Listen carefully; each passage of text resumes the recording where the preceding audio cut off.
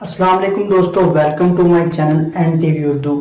इस चैनल में हम आपके लिए बहुत ही इंटरटेनमेंट से भरपूर वीडियोस लेकर आते हैं। अगर आपको हमारे वीडियोस पसंद आए तो वीडियोस को लाइक कीजिए और अपने दोस्तों के साथ शेयर कीजिए। चलिए शुरू करते हैं वीडियो। ऑफिस में चाय पीने के बाद बेख्तियार चाय के बर्तन उठाकर धोने के लिए किचन पहुंच गया। ऑफिस बॉय ने बताया, साहब आप ऑफिस में हैं, घर नहीं। मोटरसाइकिल वाला, सर मेरे कागजात पूरे हैं तो फिर चालान क्यों? फैसलाबादी पुलिस वाला, सोनिया डबल सवारी खुल गई है कि तू कल्ला ही जा रहे हैं। एक जमाना था जब मोबाइल गिरता था तो बैटरी बाहर आ जाती थी। अब मोबाइल गिरता है तो आंखें, दिल, गुर्दे सब कुछ ही बाहर आ जाता है। पंजाबी माएँ, अम्मी पैसे चाहिए। पंजाबी माँ, मैनू भेजा।